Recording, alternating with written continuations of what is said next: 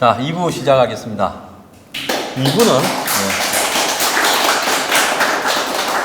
2부는 오늘 이 문재인 이후에 한국의 보수 무슨 생각을 하고 있는가? 저는 문재인 정권을 끌어내리거나 이 정권이 망하는 부분에 대해서는 처음부터 제가 별별 특강 1회가 뭡니까? 제목이? 기억하시는 분 없어요? 네, 그렇죠. 그겁니다. 이 기분 나쁜 세상 어떻게 살아야 되나 이렇게 하는 제목에서 제가 여러분들한테 희망을 줬잖아요. 지가 지무덤을 열심히 하루에도 몇십 센치씩 파고 있으니까 이 정권은 시간만 가면 저절로 무너진다. 뭘로 무너져요? 경제로 무너진다. 그렇게 말을 했죠. 지금 들어보니까 제가 말한 게 얼추 맞잖아요. 근데 문제는 뭔가 하면 문재인이 무너진다고 한국의 현재의 보수가 살아나는 거하고는 전혀 관계없을 수가 있다라는 겁니다. 과거에 보면 이 박근혜 대통령의 아버지인 박정희 대통령이 총을 맞았을 때 이 군사 정권이 끝이 난다 생각했는데 전두환이 등장을 했고, 전두환 이후에는 민주정긴 정권이 들었을 거라고 생각했는데 직선제 개헌을 받아서 야권을 분열시켜 가지고 노태우 전 대통령이 당선되지 않았습니까? 그런 부분을 보면 항상 역사가 기대하는 방향으로 가는 게 아니라 변칙적으로 가기가 십상이라는 거죠. 근데 현재 보수가 보여주고 있는 모습, 이걸 갖다가 앞으로 총선까지 남은 지금 1년 한 9개월 기간 동안에 제대로 가다듬지 못하면요, 이 문재인이 망한 것이 보수의 혜택이 아니라 제3자가 혜택을 보는 방향으로 가게 될 가능성이 매우 크다라는 겁니다. 이 부분을 이 보수 내부에서 제대로 고민하고 있지 않아요. 자, 제가 원격 의료 인터넷 은행, 또 이제 면세점까지 하나 추가됐어요. 이런 걸 문재인이 하겠다 하는 부분을 가지고 규제 완화. 규제만 완화하면 경제가 산다면 진짜 저부터 앞장을 서서 모든 규제를 다 완화해 주라 하겠습니다. 그럼 규제만 완화하면 경제가 살아난다고 생각하십니까? 그 쉬운 걸 이명박 박근혜 정부에서는 규제를 완화하려고 생각을 하고 있었는데 왜 그때는 경제가 크게 살지 못했어요? 그래서 규제 완화하고 경제 사는 거하고를 마치 동일시하고 규제 완화를 하는 쪽으로 앞장만 서면 우선회를 했다라고 이야기하는 것은 그것은 매우 잘못된 거라는 거죠. 자, 문재인이 정말로 자기의 좌파적 속성을 경제 분야에서 반성을 한다면 지금 민노총과 이렇게 밀착되어 있는 부분, 지금 노동부 장관도 민노총 출신이 노조위원장 출신이죠. 금융권의 노조위원장 하던 농구 선수 출신 아닙니까? 김영주 장관입니까? 그 다음에 노사정위원장, 그 사람은 창원에서 전설적인 노동운동가였어요. 자, 그러면 지금 노동개혁을 도대체 할 상황이 못 되는 거예요, 문 정권은. 왜? 이 정권의 핵심들이 다 노동운동을 하거나 사회운동을 하거나 해서 다 2촌, 3촌, 4촌간이에요. 운동권.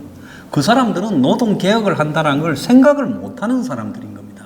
그 사람들이 지금 임종석부터 시작해서 조국까지 청와대를 다 장하성까지 참여연대 인맥까지 다 장악하고 있어요. 이 사람들은 노동개혁을 절대 죽었다 깨어나도 못해요. 민노총하고 등을 지면 민노총은 뭘 하겠습니까? 지금 이걸 요구하고 있잖아요. 촛불 때 우리가 동원해준 버스가 몇 대인데 촛불 청구서를 내밀고 있잖아요. 이 정권 들어서 민노총 하고 싶은 대로 다 하지 않습니까? 그러니까 정말로 보수 우파 진영에서 보수 언론이, 보수 정당이 문재인에게 우파적 개혁을 하라고 한다면, 노동 개혁을 하라고 요구를 해야죠. 네 힘으로 부족하면 우리가 그거 한다면 전폭적으로 도와줄게. 그때는 정말로 문재인이 우선회를 하려고 한다. 또 문재인 정권을 도와줘야 된다는 데 대해서 저는 저부터 앞장서서 뛰겠어요. 하지만 이런 거는 솔직히 말하면 옛날에 뒷골목에서 이런 걸로 끝내던 부분에 가까운 이야기다라는 겁니다. 저거는 근본적으로 경제 살리는 부분의 본질적인 부분과 별 관계도 없는 특정한 몇 사람의 이해관계를 규제 완화, 경제 살리기, 우선회로 연결시키는 착시 현상을 불러일으키고자 하는 보수의 잘못된 한마디로 보수 언론, 보수 정치인들이 만드는 그런 부분입니다. 그래서 그 사람들 하는 이야기를 믿고 문재인이 우선회하고 있다? 천만에요. 자선의 우선회를 갖다가 가장 근본적으로 따지려면 사실은 경제가 핵심이지만은 경제에서는 복잡하기 때문에 한국적인 특수 상황에서는 자냐 우냐를 따질 때 뭘로 가지고 처음에 따져야 됩니까? 북한 문제로 따져야 되죠. 비핵화나 남북 정상회담이나 북한의 체제에 대해서 어떻게 대응하는가가 자냐우냐 따지는 가장 본질적인 부분이 돼야 되는 겁니다. 그 다음에 경제 부분은 자가 주장하는 부분이 옳을 수도 있고 우가 주장하는 부분이 옳을 수도 있고 사실은 그것이 특정한 집단의 이해관계나 로비 한마디로 부패하고 뒤섞여 있기 때문에 무엇이 옳고 그른가를 갖다가 우리가 면밀하게 생각하지 않으면 사기당하기 십상이에요. 집권하기 전까지만 해도 한국의 좌파 진영은 원격 의료 반대했는데 좌파라서 반대한 게 아니라 한국의 의료 시스템은 공영적인 의료 시스템이 강하기 때문에 원격 의료를 하면 안 되는 거예요. 그렇지만 제가 문재인 케어에 대해서 제가 제일 먼저 한국에 반대한 사람 아닙니까? 왜? 그거는 겉으로는 공공의료를 강화하는 것처럼 보이지만은 그 결과는 결국은 공공의료를 완전히 파괴하는 방식으로 끝나버릴 수 있기 때문에 제가 그건 또 반대한 겁니다. 그래서 이런 부분은 사안에 따라서 굉장히 복잡 미묘한 부분이 있기 때문에요. 쉽게 판단해서 되는 문제는 아니에요. 그런데 한국에 지금 보수 언론 몇 군데, 보수 정치인들이 인터넷 은행 찬성한다. 그 다음에 원격으로 찬성한다. 이제 문재인이 입국장 면세점 하면 이것도 분명히 찬성한다. 그래서 규제 완화라 불리우는 규제 완화의 다른 이름은 뭐겠습니까? 소수 대기업의 민원 해결이 규제 완화 아닙니까? 민원 해결 아니에요. 규제 완화의 또 다른 이름은. 그러지 않아요? 아닌 모양이네. 답 들어가시면. 그래서 민원 해결을 규제 완화라고 이름을 다르게 해서 부르고 또 규제 중에는 강화해야 될 규제는 많이 있고 그리고 풀어야 될 규제도 많이 있지요.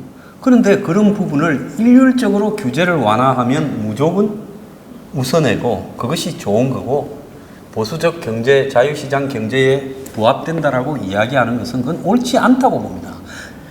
자유시장 경제의 종주국인 미국에도 금융에 있어서의 규제는 한국보다 훨씬 심하게 짜여져 있고 세금에 관한 규제도 한국보다 훨씬 심하게 있어요. 그리고 미국이 공정거래나 이런 부분, 징벌적 배상제도나 더 나아가서 이 집단적 한마디로 보복성 배상 시스템이나 이런 것들은 한국보다 훨씬 미국이 잘 짜여져 있어요. 그래서 담배 회사와의 소송, 에릭 뭐가 하는 그 영화도 있었죠. 그래서 그런 거에 보면 이 한 개인이 진실을 규명하는데 대기업이 장난치다가 걸리면 징벌적 손해배상에 걸리면 그 기업 죽습니다. 그러면 그 미국이 자유시장 경제 국가가 아니고 사회주의 국가입니까? 아니지요. 공정과 정의롭게 법을 만들려고 하는 미국의 시스템이 그런 법을 만들어서 사회적 약자를 보호하는 겁니다. 물론 미국에도 가진 자의 힘이나 대기업의 힘이 훨씬 넘쳐나고 그걸 갖다가 제어하기가 쉽지 않은 부분이 있어서 금융위기도 일어나고 또 미국의 대통령들이 월가하고 유착되거나 IT 기업하고 유착되는 폐단이 있긴 하지만은 그래도 미국에는 이런 시스템이 한국보다는 훨씬 더 촘촘하게 잘 짜여져 있어요. 그러면 미국의 그런 규제들, 지금 한국에는 집단 징벌적 손해배상을 대기업의 반대로 도입 못 하잖아요. 그렇지 않습니까? 지금 BMW 불나는 거요. 저거 차 중단시켜야. 그러면 뭐 해야 됩니까? BMW 회사에서 차가 전부 운행 중단이 되면 뭘 해줘야 돼요? 상식적이라면? 저 비싼 차 6, 7천만 원짜리 520D나 대차를 해줘야 되죠. 렌트카. 그 다음에 지금 BMW가 앞으로 수습이 돼도 차의 가치가 하락이 됐잖아요. 중고차나. 그러면 차 가치 하락에 대해서도 보상을 해줘야 될 거 아닙니까? 미국에는 다 그렇게 보상이 돼요. 그래서 수십조 맞아버린 거 아니에요? 그런데 한국에는 대기업의 반대로 징벌적 손해배상 제도가 도입되지 못해가지고 지금 저런 부분에 대해서 피해자들이 개별적으로 소송하니 어쩌니 하고 있지 않습니까? 미국 같은 경우는 간단해요. 변호사들이 전부 쫙 늘었어요. 그냥 내 마음대로 골라갖고 소송을 하면 나중에 이제 재판부가 다 합치라고 합니다. 그렇게 해서 보상을 받게 되는 거예요. 근데 한국에는 그게 안 된다. 이건 뭐예요? 마땅히 있어야 될 법 도입이 규제라고 하면서 그걸 반대해서 안 되는 거 아닙니까? 그러잖아요? 근데 이렇게 정의롭고 진보적이라는 문정권이 왜 미국에는 있는 징벌적 손해배상 제도를 도입 안 하는 거예요? 사기라는 거 아닙니까? 이 사람들이 좌파라거나 공정하다거나 정의롭다라는 게요. 그래서 저런 규제는 한국도 빨리 도입해야 되는 거예요. 자, 세월호 문제 같은 경우에도 배상을 징벌적 손해배상이나 이런 행태로 유사하게 배상을 하면 그거는 그 기업과 그 피해자들 간의 사이고 나중에 배상해 줄 돈이 모자라면 그걸 어떻게 진짜 세월호가 특정 종교와 관련이 있느냐 부분을 정부가 입증해야 되는 부분이겠죠. 그런 방법으로 가야 되는데 한국은 이런 문제가 생기면 어떻게 돼요? 한마디로 이 때, 세, 정치 이렇게 연결해서 해결하는 것이 지금 있지 않습니까? 그래서 저는 지금 한국의 이 규제 완화가 만능이고 자유시장 경제에서 당연히 규제는 없애야 된다라고 몰아가는 보수 언론들의 행태가 매우 불쾌한 겁니다. 제가 보수 언론들을 비판하는 거는요, 보수 언론들이 운영하는 종편에 출연할 생각을 안 하기 때문에 비판하는 거 아니겠어요? 그러지 않겠습니까? 제가 여러분들이 봤을 때 좀 좌파에 가까운 종편에는 일주일에 한 번이라도 나가는데 왜 보수 언론들이 인기 좋은, 유튜브에서 인기 좋은 황장수를 왜 안 부른다고 보세요? 그건 답이 뻔한 거 아닙니까? 황장수는 나오면 재벌들도 인정사정 봐주지 않고 과거에 생방송에서 혼을 몇 번 내서 좀 통제불능이다 생각을 할 수 있겠지요. 지금 이런 문제가 논의되면 저는 가서 아마 종편 출연자 중에 거의 유일하게 보수 쪽에서 저거는 아니다라고 이야기를 하겠지요. 자, 그래서 제가 말하고 싶은 것은 저는 이제 저보고 무슨 위장 보수다 너무 많이 들어가지고 처음 들었을 때는 내가 땡볕에서 이 보수 정권 설립을 위해서 얼마나 고생을 했는데 정말 이 보수 정권 잘 되라고 땡볕에서 나를 보낸 것만 해도 몇백일을 보냈습니다. 제가 제일 많이 한 사람 중에 한 명일 거예요. 그런데 나보고 위장 보수라고 정말 내가 억울해서 잠이 안 온다 이럴 건데 이제는 너들 마음대로 불러라. 예? 그리고 무슨 보수가 훈장이냐. 그 뭐 누가 보수 아니라고 하면 내가 나 보수인데 왜 보수라고 안 불러줘. 겁먹냐. 그 줘도 개도 안 물어간다 요즘은. 그래서 신경도 안 쓰는 겁니다. 근데 제가 이렇게 주장을 하는 이유는 뭔가 하면요. 이제 여기서 다 망가졌을 때 새로 이렇게 뭔가를 건설하고 밝은 미래를 향해서 가고자 한다면 대한민국에서는 북한하고 대립을 하고 있기 때문에 안보 분야에서는 이거는 절대로 양보가 있어서는 안 된다. 보수적 시각에서 원론적인 부분이.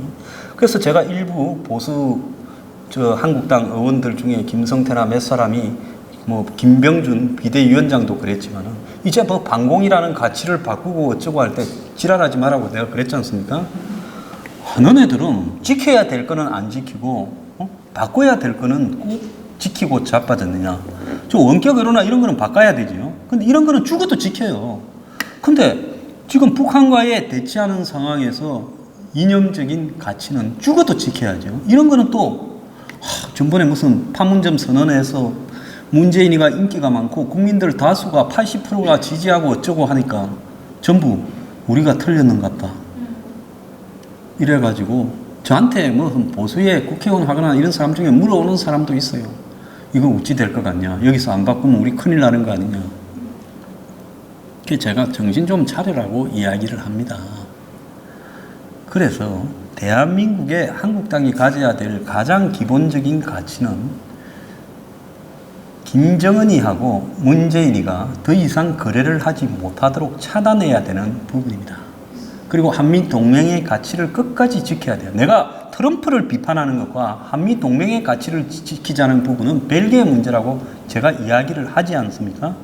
한국에도 미국에서 제 방송 보는 분들이요. 미국 정부 쪽에도 많다고 들었습니다. 누가 실시간으로 번역을 해가지고 주는 분도 있고요. 심지어 어떤 발언은 조금 저를 부탁한다고 연락도 와요.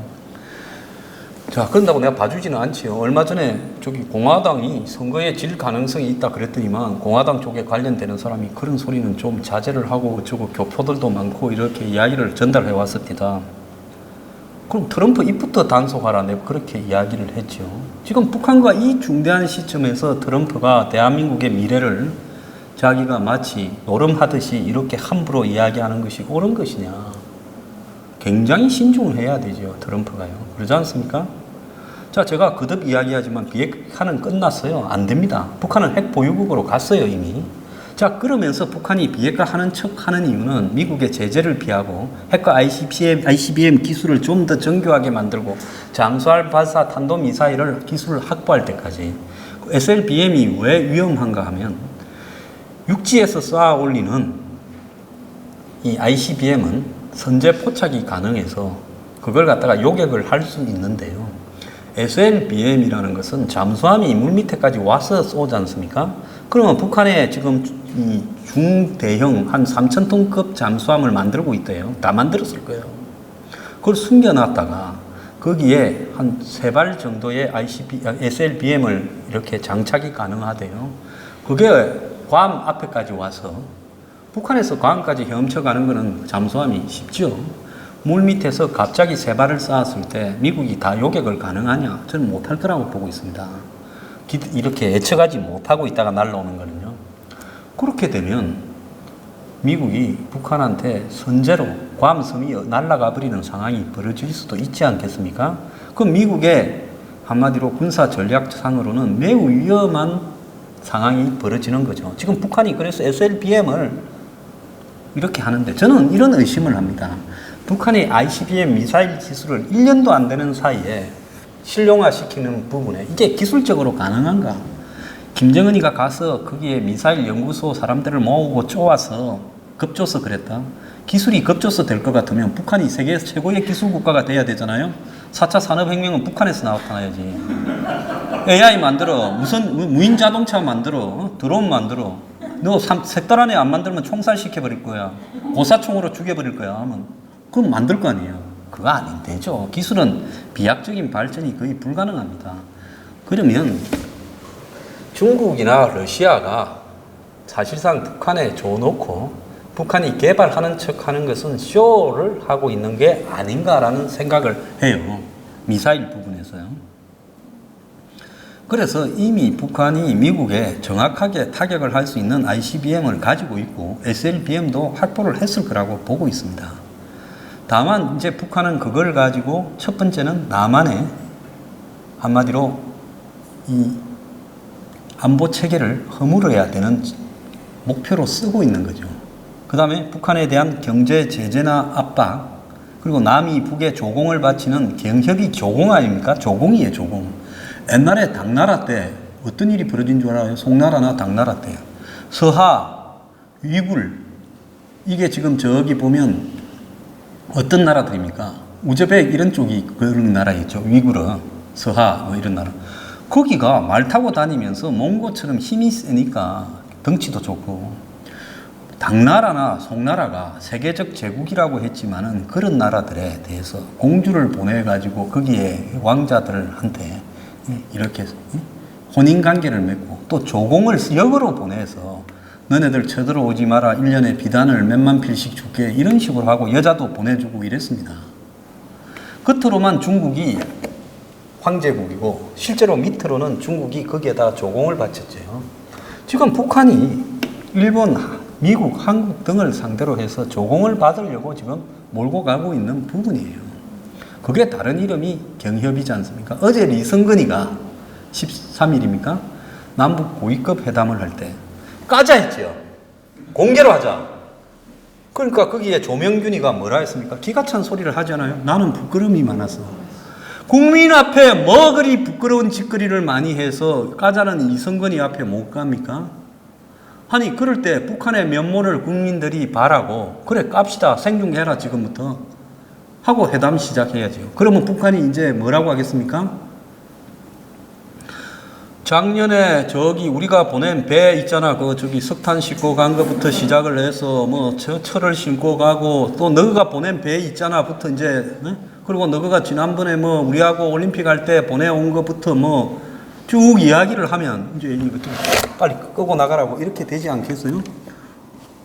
그러니까 떳떳한 짓거리를 못했으니까 까자니까 못 가는 거예요. 옛날에 북한이 이명박 정권하고 뭐 했습니까?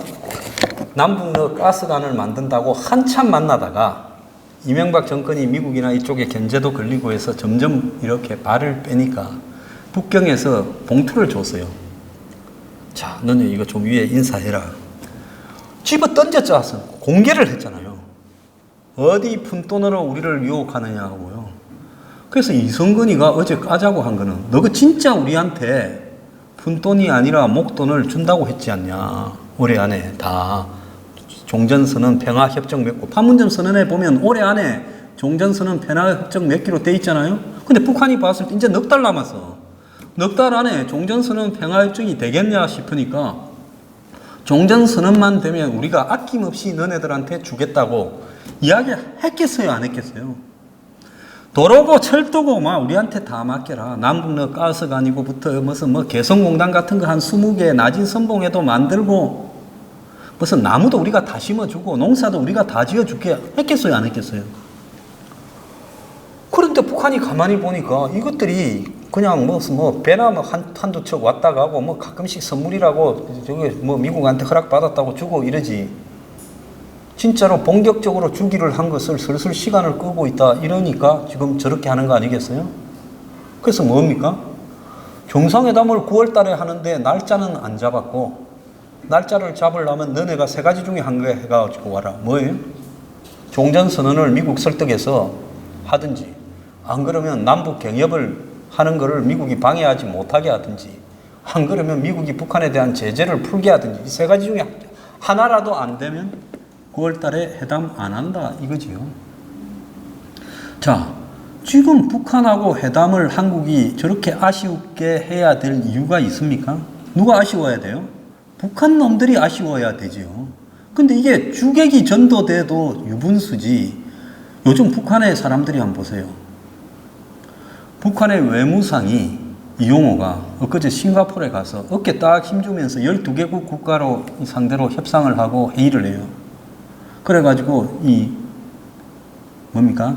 아시아 안보 포럼에서 채택되는 의장 공동성명에 CVID를 빼버렸죠. 북한이. 자, 이제 이 성건이가 저거 별로 높은 것도 아니에요. 북한의 조통이라고 한국의 통일부 같은 반간 반민 조직인데 거기에 책임자인데 이성근이가 저렇게 기자들 보고 큰소리 빵빵 치면서 똑바로 하라고 이렇게 하는 부분은 이제 북한은 판을 깨려고 하면 남한 정권 골로 보내버릴 수 있을 거를 우리가 수도 없이 갖고 있다. 북한 같은 나라가 잘하는 거는 뭡니까? 여러분 사람들 만날 때 좀 수상하면요. 전화로 중대한 이야기 하지 마세요. 전부 녹취합니다. 또 다 기록해놔요. 북한 같은 나라의 특징은 전부 찍어놓고 녹취하고 기록하는 게 특징 아니겠습니까?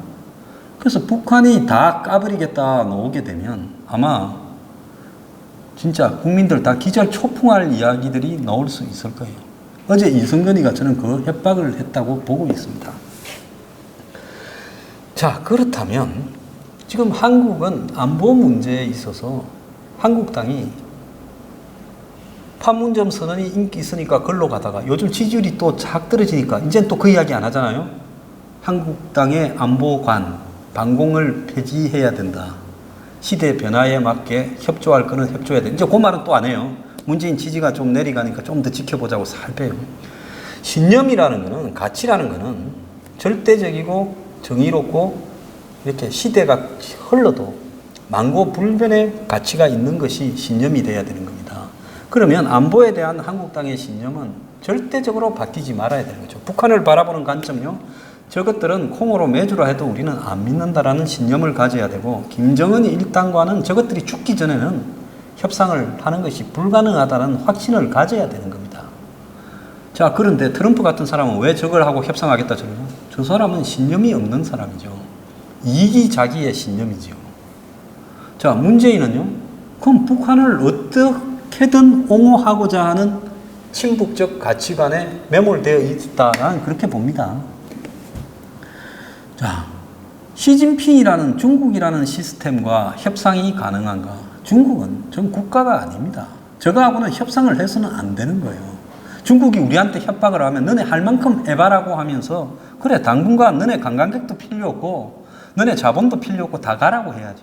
그리고 버텨야죠. 그런데 지금 이 나라는 중국이 기침만 한번 하면 유크가 오니 안 오니 하면서 난리 치고 있습니다. 제주도를 거의 중국한테 갖다 바치다시피 지금 하고 있어요. 그래서 제주도가 어떻게 됐어요? 살기 좋아졌어요? 제주도의 서민들의 삶이 나아졌어요? 자, 중국 관광객 때문에 명동에서 장사하시는 분이 삶이 나아졌어요? 절대로 국가의 운명을 중국 같은 나라는 기본적으로 역사상 평생을 패권주의로 일관해서 자기 주변의 나라를 주워 먹으려면 주워 먹을 수 있는 한은 끝까지 무한대의 욕심을 낸 나라입니다. 다른 나라는 제국주의 시대가 2차 대전으로 끝이 나니까 그때부터 제국주의적인 정치를 안 했지요. 식민지를 해방시키고 그리고 호혜평등으로 다른 나라를 대해왔지만 중국은 지금도 제국주의에 매몰되어 있어요. 제가 주말에 중국의 이 홍콩의 우산 혁명을 다룬 다큐멘터리를 쭉 봤는데요. 오늘 아침에 제가 제 방송에서도 이야기했지만 조슈아 우엉이라고 14살 먹은 애가 중국에서 홍콩에 있는 각 학교에 명령이 떨어졌어요. 국민교육이라고 해가지고 한마디로 중국의 이 공산주의 일당 독재 시스템을 학교에서 다 교육을 하도록. 그래서 14살짜리 애가 신념에 의해서 항민사조라는 조직을 만들어가 반대 투쟁에 나갔어서 길거리에 12만 명을 모아서 결국은 중국이 물러섰어요. 여론이 안 좋아지니까. 그러고는 2014년에 2년 뒤에 이제 우산혁명이라고 이 홍콩 시민들의 보통선거나 그리고 행정청 장관, 그러니까 홍콩을 다스리는 총독을 뽑는 부분에 홍콩 사람들의 의견을 배제하고 복수로 올리면 중국이 선택을 하게끔 이렇게 만들지 않았습니까? 그래서 이걸 갖다가 민주적으로 홍콩의 장래는 홍콩이 결정하게 하자 하는 부분을 가지고 투쟁이 일어났는데 다 항복했는데 그때 16살짜리 애가 90일을 싸우고 단식까지 들어갔어요. 그래서 얼마 전에 대법원에 가서 깜빵에 가지 않고 이렇게 봉사 명령을 받았어요. 그래서 걔가 당을 만들어가지고, 걔 나이가 어려서 출마도 못하고, 걔하고 같이 싸웠던 대학생은 벌써 국회의원이 되었습니다, 홍콩에. 그래서 자신들이 이 당을 만들었어요. 그래서 제가 그거를 보면서 홍콩 같은 나라에서 지금 느끼는 두려움은 대한민국의 보수가 문재인에게 느끼는 두려움보다 한 100배쯤 더 클 건데, 거기에서 끝없이 투쟁을 하고 수십만 명을 길거리로 몇 달간 끌어내고 단식 투쟁을 하고 재판에 가서 풀려 나오고, 이제 18쯤 됐을 거예요. 아직도 선거에서 출마할 자격이 안 되는 애예요. 걔가 그 운동들을 다 주도해오는 모습을 보면서 저도 엄청나게 반성을 했고, 대한민국의 보수는 도대체 무엇이냐? 근데 길거리로 가서 싸우기만 하면 무조건 문정권이 도태될 것이냐? 아니다라는 거죠. 지금 이 시기에 요구하는 정확한 문정권의 또 보수의 방향에 도움이 되는, 국민들이 정확하게 원하는 부분들을 가장 적합하게 투쟁을 순수한 마음으로 해야 된다는 거죠. 근데 지금 우리 보수의 가장 큰 문제가 뭔가 하면 기득권의 이해관계, 과거에 보수를 표방하던 수구 기득권이 보수라고 이렇게 뒤섞여 있습니다. 특히 재벌들 이해관계. 저는 재벌들이라고 부정적으로 보는 것은 절대 아니에요. 제가 노동개혁을 하자라고 그것이 한국 경제에 가장 중요한 거라고 이야기한다면 제가 그 사람들의 이해관계 중에서 가장 본질적인 부분에 대해서는 개혁을 해줘야 된다라고 주장하는 사람입니다. 이런 임금 구조로 버틸 기업은 없어요, 한국에. 그럼 그거는 분명히 바꿔줘야 되는 거죠. 그렇다면 제가 굉장히 합리적인 사람이라는 겁니다. 그럼에도 불구하고 한마디로 그들의 소수의 이해관계를 관철시키기 위한 부분들의 이데올로기들이 마치 자유시장 경제라는 이름으로 보수에 이렇게 다 박혀서 이런 이데올로기 부분에 대해서 신중하게 고민하지 않는 대다수의 보수 진영에서는 그런 것들을 그냥 다 받아들여요. 그리고 그것이 보편화되어요. 이렇게 되면 지금 50대, 60대, 70대는 점점 갈수록 숫자가 줄어들고 정치적으로 영향력을 상실해가는 집단이고 20대, 30대, 40대가 이제 주도로 떠오르고 있습니다. 숫자도 제일 많고요. 그럼 보수가 이 사람들한테 어떤 방식으로 접근해 갈 거냐? 하도 젊은 사람이 없다 보니까 정치 지망생 젊은 애들 몇 명 모아서 그냥 자유시장 경제라는 이데올로기에 녹여가지고 그 사람들이 뭐 있어서 댄디 보수, 뉴 보수 하는데 그거 가지고 되는 문제가 아니에요. 보편적으로 젊은 사람들이 가지고 있는 사고를 보수가 얼마만큼 다가갈 수 있느냐를 안보 문제에서만큼은 철저하되 나머지 문제에서 정의로운 관점에서 바꿀 거는 바꾸고 고백할 거는 고백하고 반성할 거는 반성해야 되지요. 근데 온갖 기득권의 썩은 이데올로기가 아니라 이해관계들을 마치 보수의 이념인 양 뒤섞어가지고 여기에 숨겨놓고 제가 좀 더 진실하게 명확하게 이야기를 할 수 있지만은 그건 특정 개인에 대한 공격이 될 수 있기 때문에 그런 이야기들은 안 하려고 합니다. 그렇지만은 이렇게 대중들을 속여서요. 저는 여기에 대한민국의 가치를 지키고자 내일도 그러니까 8.15 오늘 화요일이니까 8.15 광복절 날 길거리로 나가서 이 좌파 정권을 몰아내고 투쟁을 하겠다는 분들에 대해서 저는 굉장히 감사를 드리고요. 또 그런 분들이 오늘날 한국에 보수를 유지시켜가는 원동력이 된다고 생각을 합니다. 근데 여기서 하나가 더 있어야 될 부분은 어디로 가는가를 알고 뛰어야 된다는 부분이지요. 지금 분노를 표출하는 부분과 어디로 가자라고 하는 부분은 결부되어야지 분노만 표출해서 이 일이 해결될 문제는 아니라는 것을 우리가 정확하게 인식을 해야 된다는 겁니다. 근데 참 안타까운 부분은요. 이런 이야기를 하는 사람은 거의 저 말고 별로 없다라는 부분입니다. 보수에서 이론적 영향력을 가지고 있는 사람들 대다수가 저와 반대의 이야기를 하지요. 그러면 저처럼 이렇게 이야기를 하면 여러 가지로 손해가 많지요. 고립이 되고 비판을 받고 또 황장수 꼴 보기 싫어서 더 이상 안 봐야 되겠다부터 위장보수라는 비판부터 자 지금 문정권과의 부분에서 가장 아픈 점들은 제가 가장 많이 찌르고 있다고 봅니다. 아마 저쪽에서 손을 제일 먼저 보고 싶으면 황장수가 제일 먼저 보고 싶은데 가짜 뉴스로도 잘 안 걸러지고 뭘 가지고 트집을 잡을까 기껏해야 뭐 쫓아내는 거 말고 뭐 별게 있겠습니까? 자 그래서 지금 독이 좀 올랐다고 보는데 이런 상황 속에서 제 스스로 고립을 자초할 수 있는 이런 이야기들을 과감하게 하는 부분은요. 제가 좌파라서 그런 게 아닙니다. 세상의 모든 일들을 겪어보고 아는 그런 입장에서 봤을 때 이제는 대중들에게 내일 죽더라도 진실을 전달해야 된다라고 생각을 하지. 지금처럼 두루두루 그냥 보수 단결해서 문정권 타도하자 하고는 또 저런 거 원격으로 인터넷 은행이니 무슨 면세점 늘려주니 이런 거에 대해서는 문정권 잘한다고 법적으로 통과시켜주고 우선회하고 있다. 문이 좀 더 우선회를 하면 문정권이 성공할 수 있다. 보수 언론들이 그런 거나 써대고 거기에 동조하고 저는 죽었다 깨어나도 거짓거리는 못 한다. 노무현 때 제가 저 정권이 100% 망할 거라고 했습니다. 왜? 작깜빡이 켜놓고 우선회 하는 척 하면서 재벌들하고 붙어먹은 부분에 대가를 치를 것이다 라고 했어요. 여기서 붙어먹었다라는 부분은 뭡니까? 그들의 이해관계를 들어주고 한마디로 그들에게 대가를 뭔가를 받았을 거다라는 이야기를 하는 거 아니겠어요? 그래서 노무현 정권이 삼성공화국이라 했지 않습니까?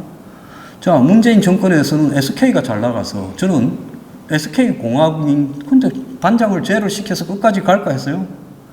지금 어떻게 됐어요? 인도에서 반장 교체가 있었지요. 임시반장 최태원은 집에 가고 지금부터 반장은 이재용으로 임명한다. 제가 이 재벌들을 비난하는 게 아니라 재벌들이 언제까지 이렇게 살 겁니까? 법 지키고요. 자, 법을 좀 지키고 그 다음에 정권에 대해서 재벌들이 마음대로 해봐라고 해야 되지 않겠습니까? 그런데 대한민국의 재벌 순위나 재벌의 생과사는 정치권과 끈을 떼는 것이 한마디로 목적이고 그래서 누가 먼저 적극적으로 붙어 먹느냐로 봤을 때 솔직히 재벌이 먼저 붙어 먹느냐 정치가 먼저 재벌을 조져서 붙어 먹도록 거물을 치느냐 저 잘 모르겠어요. 아는데 잘 모르겠다고 이야기하는 겁니다.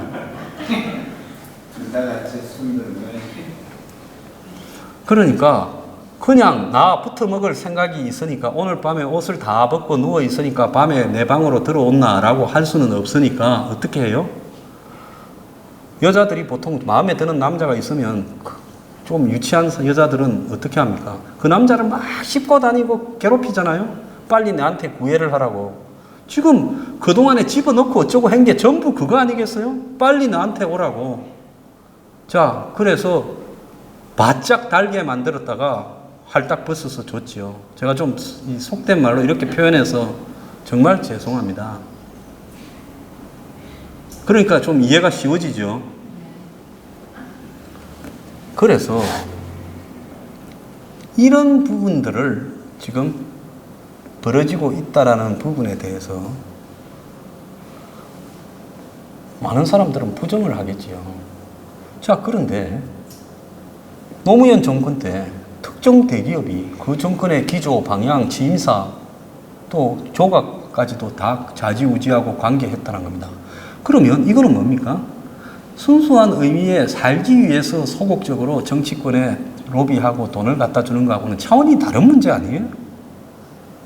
자, 그렇게 해서 정권 하나 잘 막아버리면 그 정권 하에서 세계적 기업이 되고 재벌 순위에서 1등으로 올라서고 그걸 잘 못한 사람은 문을 닫고 망하고 이렇게 되면서 이제는 솔직히 말하면 기업 활동보다 어떻게 붙어 먹느냐라는 박근혜 전 대통령 최순실 부분에서도 말 문제라든지 재단 문제 이거 안 해도 대통령 하는데 대통령 되고 난 이후에 묵고 사는데 어려웠습니까? 그것이 잘못이냐 아니냐를 떠나가지고 어쨌든 그 말이나 재단은 안 하는 게 좋지 않았어요? 그렇지 않습니까? 제가 또 틀린 이야기 했어요? 그렇지 않나? 그래서 아니 그 말 안 탄다고 정유라가 그 말 타고 대학은 들어갔지만 말 타고 올림픽에 금메달은 따겠습니까? 그래서 정유라는 말을 안 했으면 편안했을 거고 박근혜 대통령은 재단을 안 만들었으면 괜찮았을 거라고 봅니다. 탄핵될 이유가 없었어요. 자, 근데 그 재단을 만들고 말을 하는데 누가 관계됐어요? 누가 반장했어요? 자, 그랬죠. 노무현 삼성공화국이라 했죠. 자, 이명박 대통령이야. 본인이 재벌회사의 바지 사장 출신이니까 아주 탈 없이 잘 했겠죠. 너무 생리를 잘 알잖아요. 뭐 너네들 뒷구멍까지 내가 다 안다 했으니까 숟가락 몇 개 있는 것까지 알아서 잘 했었겠죠. 그래서 뭔가 하면 이제는 기업들이 정권을 망가뜨리고 있다는 겁니다. 저는 박근혜 전 대통령이 재벌과의 이해관계나 복잡한 부분을 잘 이해를 했을 거라고는 안 봐요. 그 사람의 성격상으로. 근데 박근혜 대통령 주변에 있는 3인방이나 최순실이나 이런 쪽에 들어가서 그 사람을 낚아채면 그때부터는 어떻게 돼요? 자동으로 연결돼 버리는 상황으로 가게 되지요. 자, 그렇게 되면서 한 정권을 망가뜨려 버린 거예요. 자, 거기에 뭐 주고받았다 증거가 있다 없다를 떠나서 결국은 말과 재단이 망가뜨린 거 아닙니까? 노무현 정권도 결국은 삼성공화국이라는 이야기들을 좌파 진영, 민노총이나 정의당이나 이런 쪽에서 다 했어요. 그래서 망가져 버린 겁니다. 자, 문정권요. 이거 망가지는 거예요. 망가지는 대가로 뭔가 짭짤한 게 있을지 모르지만은 이것은 어떻게 돼요? 나중에 지 죽을 건덕지가 되겠죠. 절대로 세상에 공짜는 없습니다. 누가 이걸 공짜로 해줘요? 옛날에 제가 이재용 석방될까 부분에서 전 논다고 그랬지 않습니까? 내가 보수단체 이재용 회장 석방하라 할 때 왜 불쌍한 당신들이 이재용이 석방을 외치냐. 이재용은 지 알아서 잘 나오게 되어 있다. 박근혜 전 대통령은 못 나와도 했잖아요. 자, 바짝 다시 쪼아서 계산이 좀 덜 된 게 있나 이랬죠, 제가. 뉴스 브리핑에서 안 그랬습니까? 자, 그래갖고 이제는 또 뭐예요? 바짝 쪼한 다음에 진짜 이 정권이 좌파라면 어떻게 해야 돼요? 좌파 진영 전부가 삼성의 원한을 품고 좀 조절을 했어요. 이게 옳다라는 게 아니라 그럼 조져줘야 좌파 아닙니까? 근데 어떻게 했어요? 뒤를 친 것처럼 보이잖아요. 그러면 문재인이 지금 하고 있는 저런 행동들, 특정 잘 나가는 반장 교체나 그 기업과 관련되는 일거리, 이것들은 뭡니까? 좌우하고 관계가 없죠? 이거는 뭔 관계예요? 이해관계. 그런데 왜 보수가 이걸 찬양해야 되고 보수 언론이 찬양해야 됩니까? 다 이해관계겠죠? 그렇지 않습니까? 그래서 보수는 그러면 뭘 지향해야 되느냐? 보수는 대한민국이 1달러에 한 표입니까? 1인에 한 표입니까?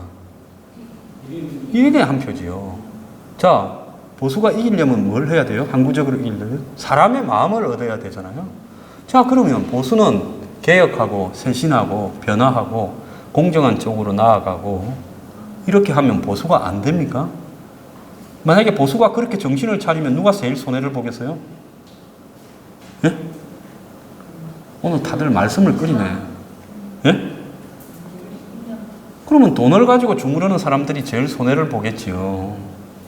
자, 그래서 보수가 그쪽으로 가지 못하고 황장수 같은 놈은 저건 특별한 돌연변인데 저거는 위장으로 보수 진영에 와서 좌파를 이롭게 하는 놈이다 라고 말을 하는 게 제일 편한 거 아닌가 하는 겁니다. 저는 보수가요, 그야말로 앞으로는 시대가 우리가 이렇게 여러분들이 살아오는 시대에는 일정한 방향성이 있었는데 여기 계신 분들 중에서 한 7, 8년 전부터 내가 옳다고 생각했던 방향성이 거의 무너지고 있구나라는 두려움을 느낀 분들이 많으실 거예요. 일자리가 항구적으로 생겨난다. 경제가 발전하면 사람들이 점점 잘 산다.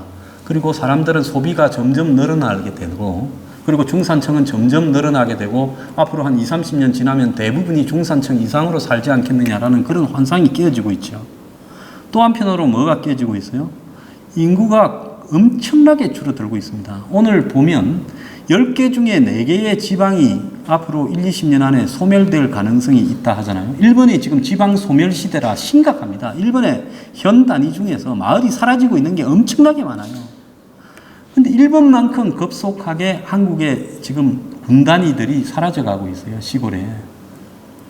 자, 그리고 오늘 아침에 또 다른 기사를 하나 보면 대학교 입학 정원이 앞으로 3년 뒤에는 입학 정원이 몇만 명이 정원이 남아돌고 학생이 더 작아질 거라고 해서 대학이 한 10개, 20개는 문을 닫아야 된다라는 이야기까지 나오지 않습니까? 지금 50만 명이에요, 이제. 제가 한 해에 대학을 졸업하는 사람이 60만 명이라 왔는데 이건 이제 말을 정해. 50만 명이 대학을 졸업. 근데 앞으로 몇 년 뒤부터는 40만 명 이런 식으로 점점 줄어들어서 이제 대학 입시가 필요 없이 뽑기로 가야 될 시대가 올지도 몰라요. 왜? 대학은 잘 안 없어지는데 대학생이 줄어드니까. 자, 이 인구 감소가 대한민국에 지금 앞으로 폭탄으로 얼마나 심각하게 작용을 하게 될 건가. 이거는 이루 말할 수 없는 심각성이 다가오고 있어요. 그래서 젊은 사람이 줄어들고 대다수가 노인 인구가 되는 이런 시대에서요. 이거는 아마 감당이 불가능한 폭탄으로 대한민국에 돌아오고 이거는 소비를 갖다가 거의 없애버립니다. 일본이 보면 소비가 점점 줄어드는 사회가 돼서 경제 규모가 쭈그라들고 있잖아요. 인구 감소로 이 고령화로 인해서요. 노인들은 소비를 별로 안 하죠. 노인들이 뭐 옷을 짜다를 많이 살 이유나 이런 게 있습니까? 그래서 이런 문제들이 지금 다가오고 있고 그 다음에 그것보다 더 심각한 문제는 대한민국의 경제가 지금 제가 볼 때 난민식으로 가게 되는 지금 출입구에 들어섰다고 보고 있습니다. 우리가 가끔씩 스페인 영화라고 생각하고 보는 것 중에 아르헨티나 영화가 있어요. 똑같이 스페인어를 쓰고 사람들도 비슷하게 생겼으니까 영화 한참 볼 때까지 잘 모르다가 스페인이 왜 저리 후지지 하고 유심히 보면 이게 아르헨티나 영화예요. 자, 확연하게 화면에서도 스페인하고 아르헨티나가 분위기가 차이가 납니다. 자, 그래서 대한민국이 지금 남미화 되어 가고 있다. 정치는 파퓰리즘화 되어 가고 있고 정치의 진영 대립은 극심해지고 있고 자, 베네수엘라라는 부분에 대해서 이야기를 하자면 차베스의 후계자 마두로가 5월 달에 대통령에 다시 당선됐어요. 2013년에 대통령 돼서 집권 5년 하고 올해 5월 달에 또 됐어요. 거의 나라를 작살내어버리는 저런 악당이 또 대통령에 당선이 되었습니다. 올해. 그래서 얼마 전에 암살 드론 시도가 있었잖아요. 자, 그러면 앞으로 5년간의 베네수엘라는 거의 국가로서 붕괴 상태에 접어들 거라고. 제가 지난 주말에 베네수엘라 화폐에 대해서 이야기를 하지 않았습니까? 이제 화폐를 찍을 돈도 없다는 거예요. 화폐도 다른 나라에서 찍어와야 된다는 거예요. 저런 베네수엘라의 모습이 앞으로 한국이 그렇게 가는 거 아닌가. 지금 한번 보십시오. 모든 국가 예산을 나눠먹기식으로 지금 다 뿌리고 있지 않습니까? 그리고 국가의 경제 시스템은 지금 경쟁력이 있는 분야가 어디 하나 있어요. 작년까지만 해도 자동차, 반도체 이야기를 했는데 이제는 그것도 흔들거리고 있어요. 자, 지금 자영업자 다 망해가고 있고 중소기업 지금 한계 성상에 와 있고 대기업도 몇 개 빼놓고는 거의 다 지금 혼수 상태입니다. 자, 대한민국은 뭘로 먹고 살 것이냐? 4차 산업혁명 같은 소리예요. 그거는 저기 고개만 넘으면 파랑새가 우는 천국이 있으니까 그까지만 참고 가자 하는 소리하고 똑같은 거예요. 4차 산업혁명 대한민국에서 성공할 것 같습니까? 그거는 지금 기술 발달의 격차는 점점 심해졌어요. 미국의 실리콘밸리가 4차 산업혁명은 다 독점해버립니다. 따라갈 수 없는 격차예요. 한국은 그 찌끄러기를 얻어먹게 되겠죠. 그래서 결국은 지금 한국 경제가 뭘 가지고 살 수 있을 거냐? 굉장히 어려운 상황이에요. 그렇다면 지금 제가 아까 대통령 된다면 했는데 거기라고 말 결론은 안 됩니다. 저는 국민들한테 노동개혁에 대해서 투표를 붙이겠습니다. 그 다음에 북한 문제에 대해서 투표를 붙이겠어요. 그래서 내가 부결되면 대통령직 내놓겠다고 하겠어요. 그래서 지금 노동개혁은 누구도 못한다. 국민들이 투표로 결정해주라. 그래서 투표가 통과되면 강제로라도 노사정 대합의에 들어오지 않으면 노동단체들이 법적인 부분으로 대처를 하겠다고 국민 앞에 선언해야 되는 거예요. 소수의 노동자들을 위한 조합 때문에 정말 대다수의 나머지 노동자들이 희생당하고 있고 그 다음에 대한민국 경제가 사는 방법을 상실해버렸습니다. 자, 그리고 거기에는 상응하는 부분을 붙여야 되죠. 기업가들도 탈법은 하지 말아달라. 세금이나 배임행령도 하지 말아달라. 이때까지 있었던 것은 책임을 안 묻는다. 그렇지만 지금부터 저지르는 것은 법대로 다 처리하고 정치적으로 절대 봐주지 않겠다. 지금까지 잘못한 것은 전부 자진신고해라. 형사적 책임은 묻지 않겠다. 다만 돈으로는 배상을 해라. 이렇게 이야기를 해야 되겠지요. 그리고 이 시간 이후로는 배임행령 탈세 등에 대해서는 100% 법을 적용해서 뭐 경제를 기여한 거 어쩌고 저쩌고 하면서 안 풀어준다. 깜빵 간다. 그렇게 해버리면 될 거 아닙니까? 그러면 각자 자진신고하고 10년에 걸쳐서 갚겠다, 20년에 걸쳐서 갚겠다 하고 자진신고 안 한 사람은 찾아내서 깜빵 보내야 되겠지요. 그래서 기업가들 부분을 틀어줄 거는 틀어주고 이제는 잘못을 하지 못하도록 하고 그 다음에 노동자들은 이제는 이 노사정 대합의에 의해서 임금 조정에 들어오지 않으면 과감하게 해체까지 하겠다고 해야 되는 겁니다. 자, 그러면서 북한 문제에 대해서는 정권 바뀔 때마다 이 난리를 칠 수 없으니까 헌법 개정을 해서 헌법에다가 어떻게 해야 된다라고 확실히 못을 박아버리겠다고 해야죠. 그러지 않습니까? 망해도 국민이 선택하게끔 해버려야죠. 그래서 한번 헌법에다가 북한이 비핵화를 하지 않는 이상은 북한하고 붙어먹어서는 안 되고 지원을 해서도 안 된다고 헌법에 못을 박아버려야 되죠. 그렇지 않습니까?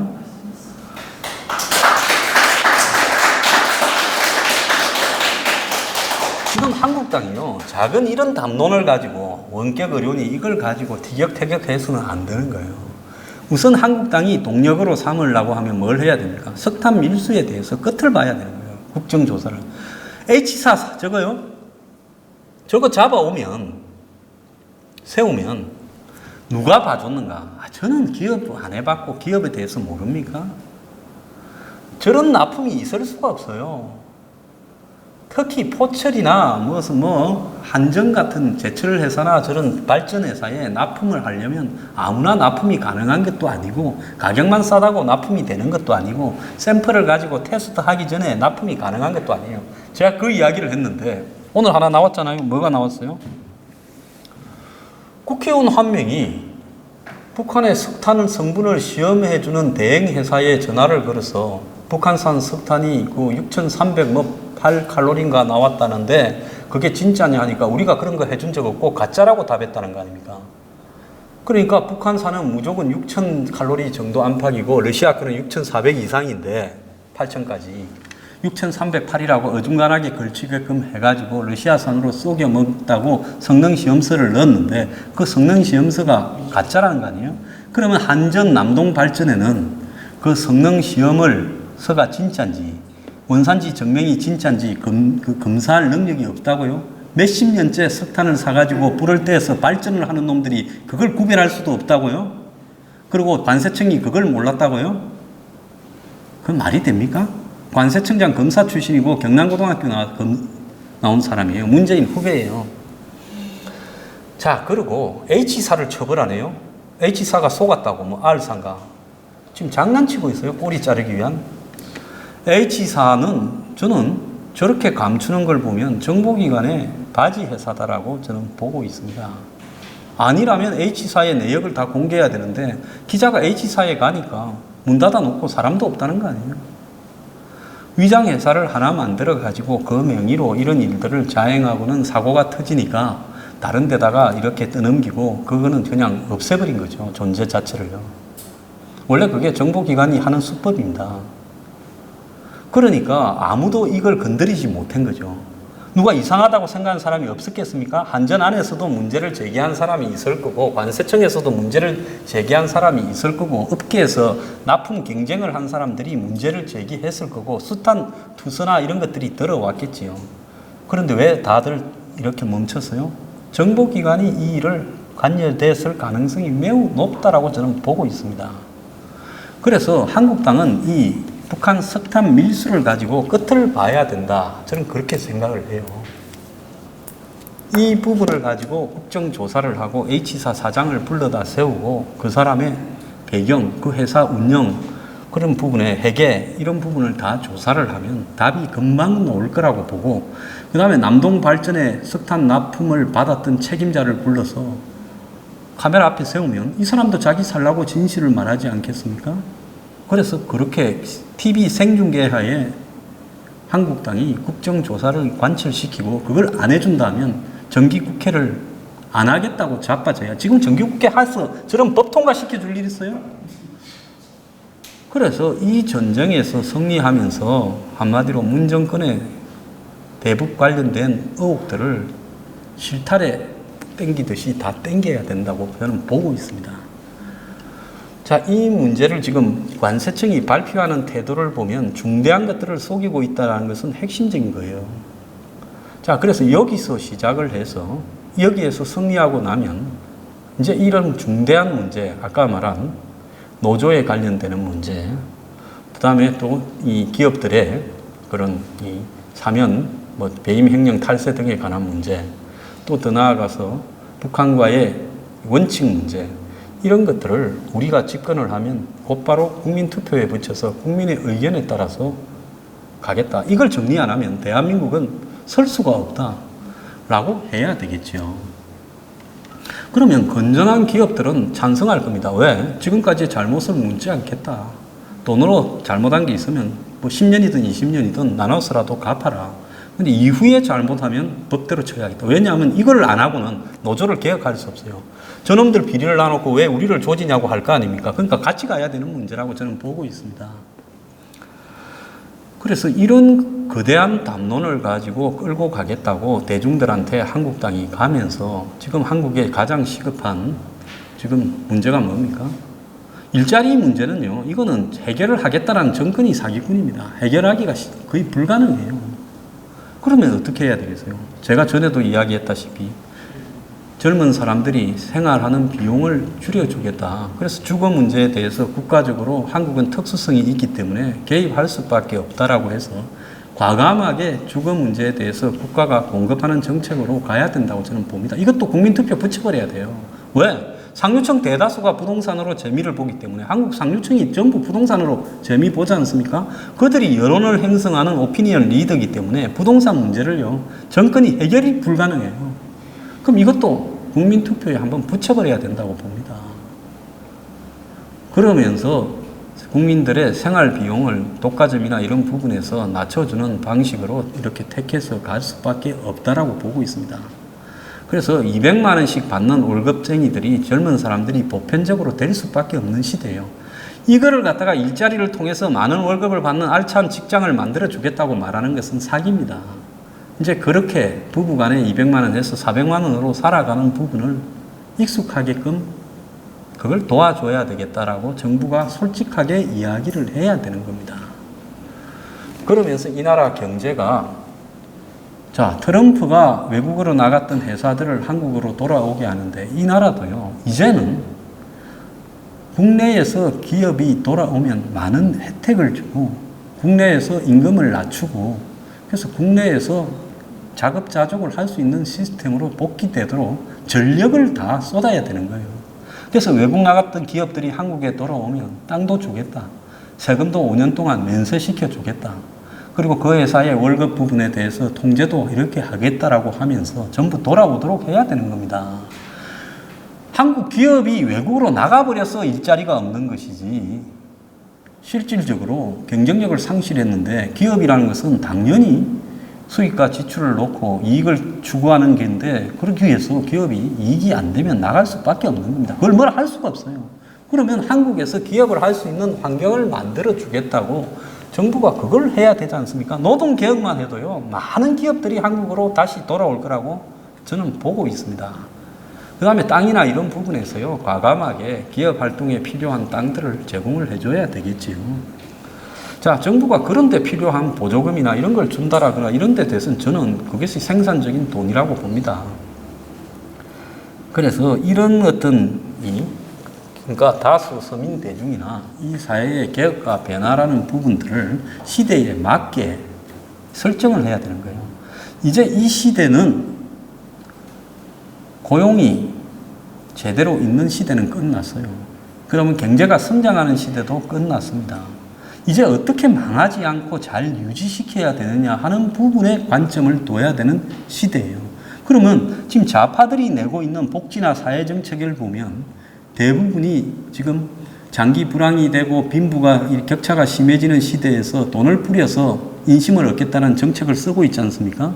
그럼 보수는 그렇게는 그건 파퓰리즘이고 틀렸다고 한다면 보수는 보수 나름대로 현재 이런 빈부 격차가 심해지고 양극화가 심해지고 일자리가 사라지고 저성장 시대에서 어떻게 국민들 다수, 젊은 사람들 다수를 위해서 노력할 것인가? 이 부분에 대한 답을 내야지요. 그리고 보수가요, 한국의 지금 어르신 세대들, 60, 70년대 세대들을 이렇게 방치해서는 안 됩니다. 그들 중에 상당수가 빈곤층으로 평생을 걸쳐서 경제성장에 노력을 했는데요. 지금 노년이 매우 어려운 사람들로 되어가고 있어요. 그러면 국가가 적어도 평생을 노력한 국민들을 위해서 할 수 있는 보호의 노력들은 다 해야 되겠지요. 그들의 노후가 요양병원에 가서 고려장 하는 것이라면 이건 너무 씁쓸하지 않습니까?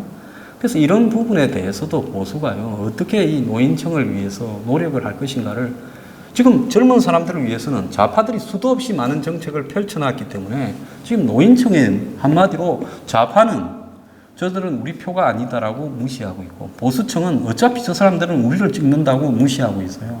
그래서 이 사람들의 지금 미래나 이런 것들이 너무나 안 좋게 되어 있습니다. 그래서 이런 부분들도 과감하게 보수가 접근을 해야 되는 거예요. 고령화 시대에서의 노인 계층을 위한 정책들을 과감하게 내야 되죠.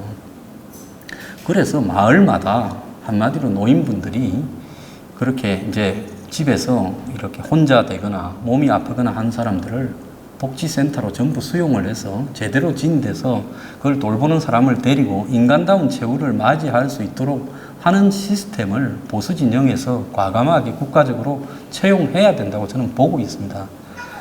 자, 그래서 제가 마지막으로 드리고 싶은 이야기는요, 이 보수 진보 이런 싸움에서 이해관계가 있는 사람들, 이해꾼들이 만드는 지금 진영 대립에 대한 논리에서 상식이 있는 사람들은 벗어나서요, 정말로 무엇이 옳은 보수의 저변을 확대하고 또 보수가 시대적 문제를 해결할 능력을 갖췄다라는 걸 보여줄 수 있는가, 이 부분에 대해서 집중을 해야 된다고 보고 거기에서 과감한 아이디어를 채용하는 부분을 가지고 그것이 좌파적이다, 좌파의 논리다라고 이야기하는 거예요. 언제 보수는 이거만 해야 된다고 정해놓은 게 있었어요? 앞으로 엄청난 시대의 변화가 되는데 성장하지 않는 시대에 오늘날 한국 보수는 계속 성장하던 7, 80년대에 만들어진 이데올로기입니다. 그런데 성장이 멈추고 다수가 가난해지고 빈부격차가 심해지고 이런 시대에서 양극화, 그 다음에 고령화가 심해지는 시대에서 보수가 7, 80년대 고도 성장기에 가졌던 자유시장 경제 이데올로기만 가지고 대중들 보고 표를 달라고 하면 받을 수 있겠습니까? 그건 소멸되어가는 마지막 발버둥이라고 저는 보고 있습니다. 그래서 이 시대에 맞는, 제가 전에 뭐라 했어요? 보수는 이데올로기가 아니라 한마디로 시대의 변화에 대응하는 양심적인 몸짓이다라고 그렇게 이야기를 하지 않았습니까?